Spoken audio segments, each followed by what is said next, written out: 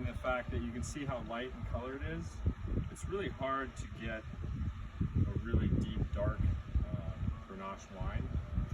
Part of what you have to do is really control the harvest and everything like that. A lot of times you'll see too that this is kind of not as dark as the Tempranillo was. The Tempranillo had that real deep, dark color.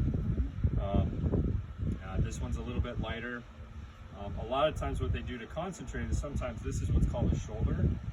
And sometimes if you have enough time and enough labor, you can have the people come through and actually cut these shoulders off, and that concentrates. Oh, wow. So you lose an amount of crop, but you can also concentrate the wines a little bit. So what I'm doing is sampling. This is our sugar sampling. This is how we decide when to pick. Most of the wines will go up about 2 bricks per week, depending on the weather. We had some little warmer weather. 2 bricks. So bricks is a sugar count. So it's a number we use. Usually if you divide it by 2.5, that's the estimate of how much alcohol you'll get from the wine. Oh, okay. So anything, 24 bricks, 24 to 28 bricks is probably where you want your reds to be, and your whites from 21 to probably 23. And what that is that's how much sugar that the yeast, when you add the yeast, it can chew up, and their byproduct is the alcohol. So, oh, okay. Yeah. Wow. So we kind of come in and we see like this. Looks like it's at 23 bricks, so that's perfect. We'll probably harvest next week. We're gonna most likely make a rosé out of this. So what I did is for sampling, we go out. The plot's out here. It's about an acre, about 20 clusters per acre, and I try to randomize it so you get some from the left side, the right side, the sunny side. So you kind of mix it all up.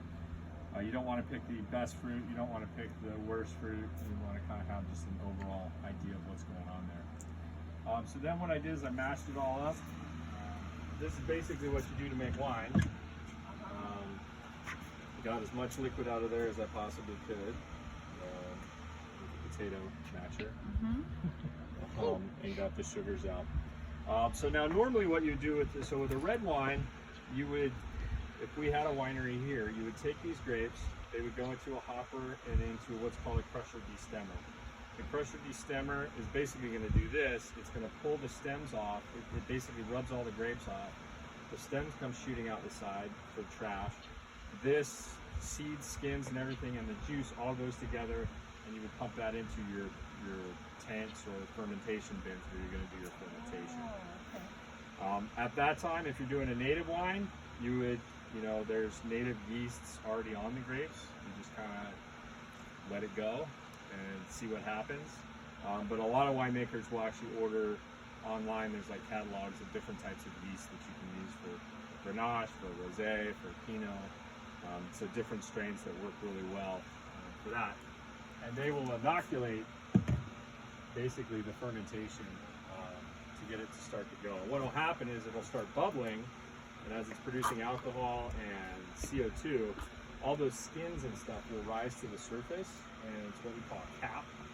It usually gets to be about that big. It's all the skins and everything.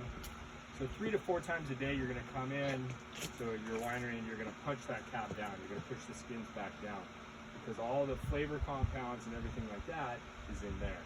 Sugar and water is in the juice. So you want to push it back down to kind of get that color.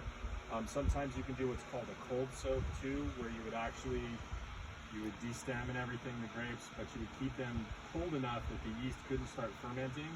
So you can kind of get you can extract a little bit more color right off the bat. And then you let the yeast go. The thing about it is you kind of have to control that temperature, because if the yeast go too fast, the wine's very, very light, very weak. You want a nice, slow, controlled consuming of the sugar, so that way you get more of the complexity in the wine. And then through the process, we do the same thing with that hydrometer. We basically measure the sugar content, and what we want to see at that point is it's going to go down. So it's going to go, so you'll come in next day, it'll probably be 2 bricks lower. And at one point, there's one of those that goes 1 to 5, 5 to 0, 0 to -5. And when you start getting in the negative range, that's when you kind of know that the yeast is done. And the wine is what we would call dry. Now, if you wanted a sweet wine, what we would do is we'd let it get down to that point. If we wanted like 1% sugar in it, or less, 0.1. And then once it gets to that point, you super chill it, and that's what kills the yeast. And then you would filter off the yeast and stuff like that. So the sweeter wines are a little bit more unstable because there is sugar in there for the, if say you're at home and you open up a bottle, you drink a little bit, some yeast got in there, there's still sugar, they can kind of do their own thing and you get your own sparkling or something else. But when we say dry wines, it's based on the fact that there's no more sugar left in the wine. Dry wines can taste sweet, which is why when you're like talking to people, they go, well, this tastes sweet to me. It's like, well, yeah, but it is dry. It's just your palate picks up a little bit of sweetness to it. And then once the fermentation's done, then it can go into barrel for aging. And at that point, that's kind of when the wait and see happens. You can do a secondary fermentation with the reds, which is called malolactic fermentation. It's not really a fermentation, it's a bacteria that you add. And what it does is it takes malic acid, which is a real bitter apple flavor, and it turns it into lactic acid, which is that butteriness. So when people say a wine's really creamy, a lot of times it's gone through a certain amount of malolactic fermentation. And just like regular fermentations, you can do different levels too. So you can go all the way. You know, with Chardonnays, that became a real big thing when people were like, oh, it's buttery. Oh, let's make it even more buttery. Let's name the wine Butter. But you know, and I mean, some of those it does. It tastes like, it reminds me of like movie popcorn, like that real, well, just kind of rancid butter taste. So yeah, so people play it. But for the reds, it's what develops that body. Wait, so like when you're drinking, I think that might be grapes. get a little grape juice. Oh no, that's trash. Oh, okay. That's just the leftover skins. So. Questions on? When you barrel it, are you barreling it with the cap? Oh no, so all that gets pressed off. Yeah. Okay. Yeah. So either you put it through the press, or you would filter it out. Yeah, all that goes through. And then through the process of aging the wine, a big part of why we have barrels is that rounded bottom, and everything. As things settle out, they'll settle in the bottom of the barrel.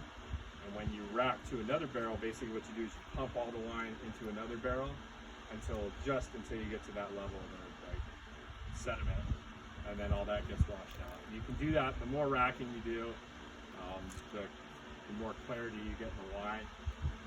The only problem with racking is that every time you expose it to air at that point, there's a chance you can get something in there to mess it up, which is why they add like